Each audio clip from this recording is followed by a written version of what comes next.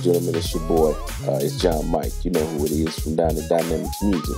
I'm doing a little review here of GarageBand, the latest update they did for Mac OS, or Mac OS X. So I want to kind of show you some of these features that they did. And I mean, it's just awesome, the update that they did. And they dropped it all on us, and they dropped it on us for free at that. This is a major overhaul to the GarageBand system that we've seen over the years. And this update gives it the look and feel that you kind of get out of the new Logic Pro X.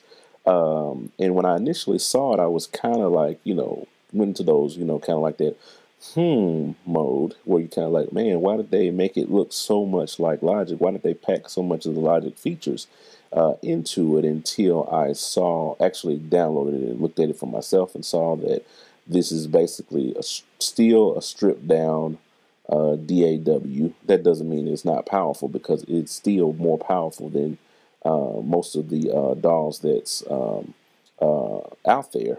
Some of the free ones that's out there. Let me compare it and put it in that standpoint. The free DAWs that's out there. This has, in comparison to a lot of the free DAWs that's out there, this I believe takes the cake. And if you own a Mac or purchase a Mac, this application is going to be absolutely 100% scot-free for you. That's going to come on the Mac. So I think that's just a beautiful thing that Apple has done to try to help us to be more creative. So let's dig into it. Let's see some of these creative features and how they help us out, and how they're going to work to make us more creative people. First thing I want to look at is the overview of, as you can see, how they moved and changed the transport port bar. In previous GarageBand, it was down here at the bottom is where you saw everything. But now they have taken the transport control similar to Logic Pro and then put everything across the top. And so now you're seeing, several new things. You got your library, which you can hide and show. They got help. It kind of gives you these quick help tips to show you where you are. Smart controls. We're going to get into that here pretty soon. You got your editor windows. The standard rewind, fast forward, transport controls or what have you. Then you got your view, which you can jump between bars and beats to time, which I think is pretty nice. Then you got looping functions, guitar tuner if you got a guitar plugged up, your count in and your metronome, master volume, your notes section where you can write notes, maybe put the lyrics to your song that you're working on, Apple Loop section, and a media browser. That's pretty much, and then you got the little thing to make it go full screen. All right, so that's pretty much the layout of it across the top. Now, down here, you have, of course, the arrangement area, which we're all used to. Then you have, your track head, where you have different things that you can, you can solo and mute the track, turn the volume up and down, work on your pan from left to right. Some of those features that were in the original GarageBand, anything. You got a plus area where you can add new tracks or what have you. But what I like too, they also brought in the automation, where you can actually now write automation in GarageBand. This is just for your, playhead or what have you. So looking at that, let's dig into some of the other new features that they've packed in here. One of the more notable features that they've actually added on top of new sounds, because they did add a ton of new sounds that kind of came in from Logic Pro, some of these drum machines and the drum kits, guitar stuff, and vintage organ, B3 organ stuff. They brought all this over from Logic. This is stuff that you find in Logic Pro X. And then there's some other things. They got a legacy folder. That's kind of like an overview of the library. But there's this other feature I want to kind of get into, which is called Drummer. And this is probably the most revolutionary function that they've finally imported into GarageBand. Drummer was introduced into Logic Pro X around the mid part of this year, around summertime, I think it was. Around summertime, it had to be around August or maybe July, I believe it was, when they released it. But they introduced this feature called Drummer, which basically is a session drummer. It is a combination of kind of loops and things that they've created. They've actually recorded live drummers playing these patterns. But what they allow you to do is manipulate these patterns and craft them and create your own kind of mix based on tempo and so on and so forth. So what I'm going to do is I'm going to bring this in. I'm going to bump up a high tempo so we can kind of hear. Now, initially, when you open up Drummer, you get something like this, which is Kyle, the default drummer.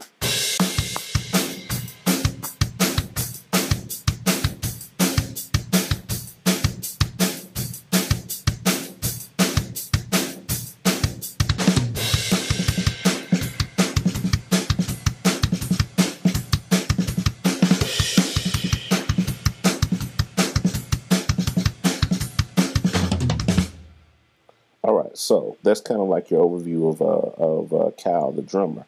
But now let's take a look at some of these controls here.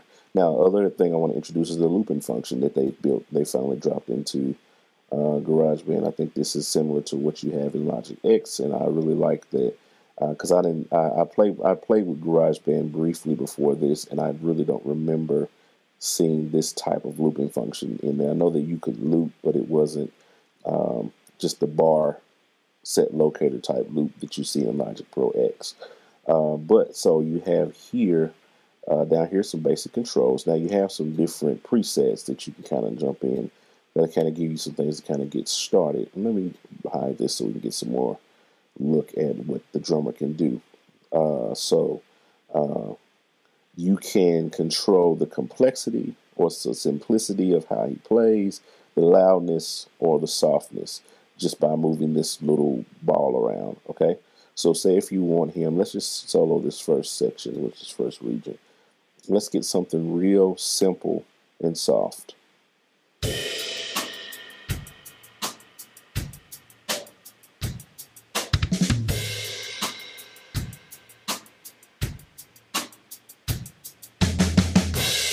Okay, so now let's jump up here and get something simple and loud.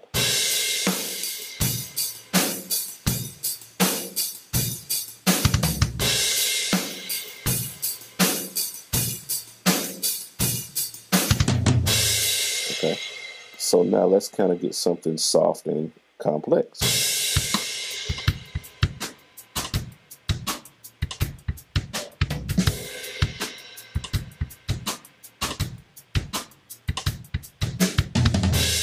Okay, something loud and complex.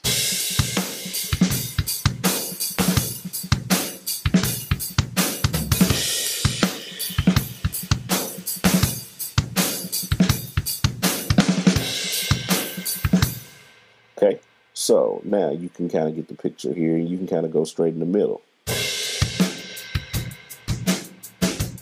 Now, other things that you can tweak is you can actually say, well, I want him just to play kick and snare.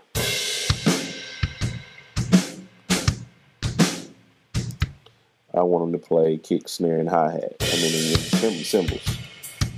Or ride it, you know. Or I just want some tom action going on here.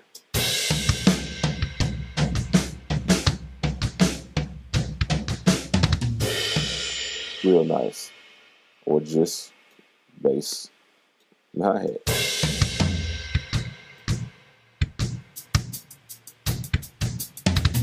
Maybe for like an intro or something of that nature.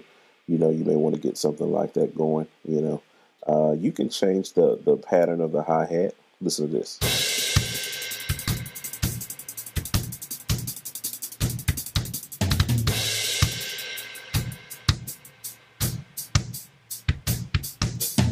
Even the kick and snare. Let's add some kick, there's some snare in there, and let's kind of play around with it.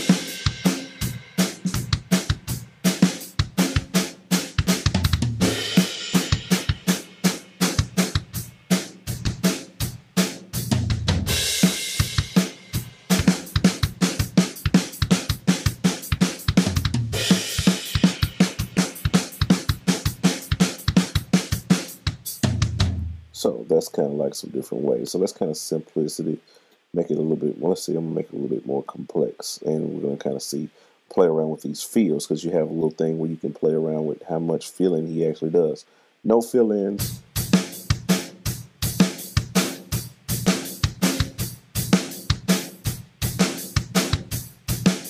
Absolutely no fill-ins. Or you can throw it all the way up to get some crazy, crazy fill-ins.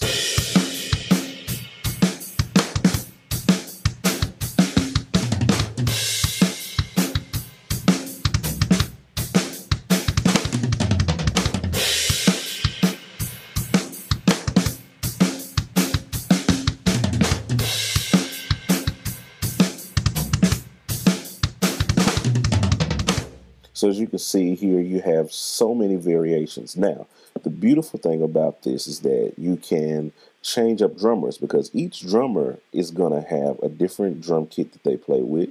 Also, they're going to have a different feel that they play with. Check this out. So we want to, if you're changing the drummer, replace the changes you made. Now, you can, let's see. Oh, okay, I'm sorry. So we're going to change drummer. And we're going to kind of put, put those fields back up. Kind of put things back where they were, is right here in the middle, just kind of like that. And let's see how Logan would play.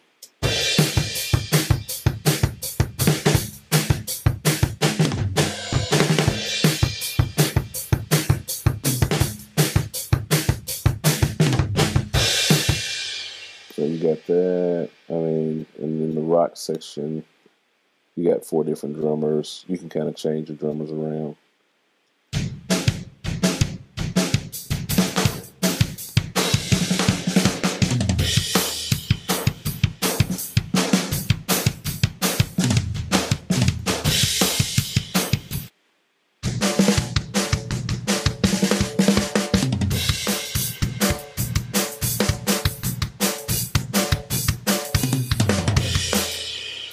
So you can kind of get the feeling. You got different sections. You got R&B. I mean, go get, Rose, and she's going to play, bump in some fills, change things around.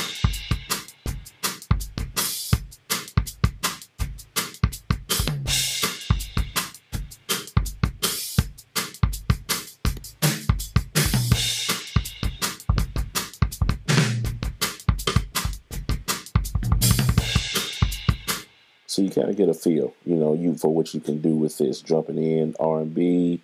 I mean, any section, alternative songwriter, choosing a drummer, changing it around, and you can get so many different combinations just out of just playing with your drummer and finding the right feel for whatever the song that you're composing.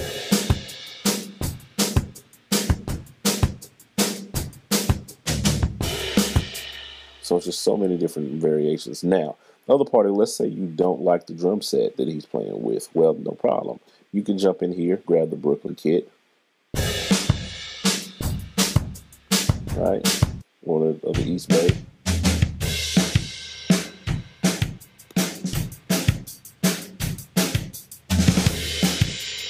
Or heavy. Or whatever.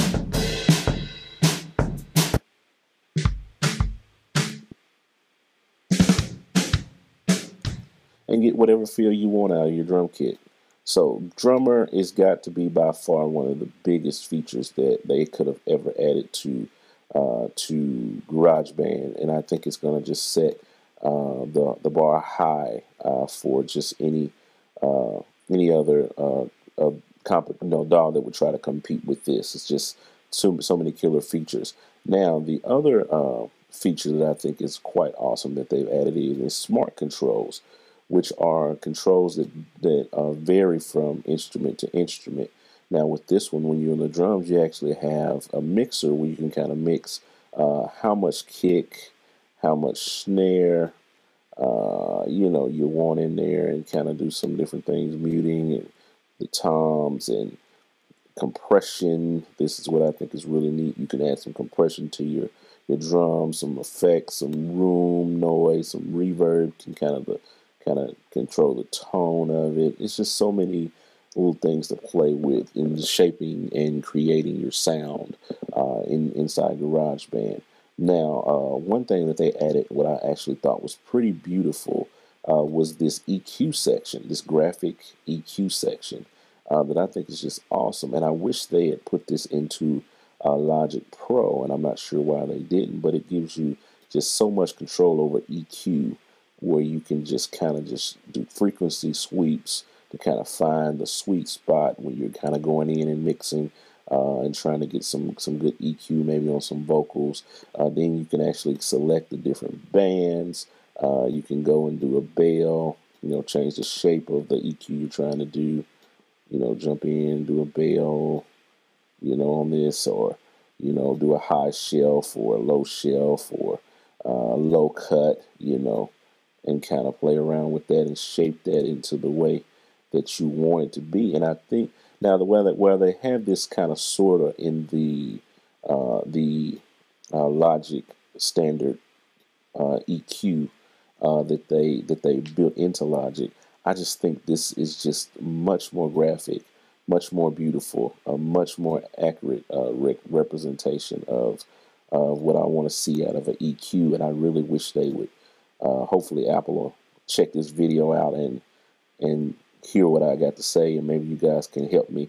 And this is nowhere near how you would EQ some drums. I'm just kind of fooling around with the different bands, just kind of showing you how you can manipulate the different bands. This is absolutely horrible EQing, especially for some drums. So I'm just kind of playing around to just kind of get a feel for something, just to kind of show you how the whole EQ bands and moving things around work. Because if I play this, it's going to sound horrible. Yeah. So that's kind of like the basic overview of some of the new core killer features I believe that they've just added in here. They really stepped up the game with this GarageBand, this version of GarageBand, and I just think that it's absolutely awesome. And it's an awesome tool for beginning musicians and beginning artists that are just trying to get in and be able to create your own music and record your own music, and all you really have to have is just a MacBook or a Mac Mini or any kind of a Mac system with Mavericks and GarageBand, and you can create some really stellar stuff. I mean, you don't have to have a drummer anymore. You can pull up this program and pull up Drummer and create your own drum tracks that'll sound just like they were recorded in a professional studio. And what more could anybody ask for? So that's my basic review of the new GarageBand app for OS X Mavericks.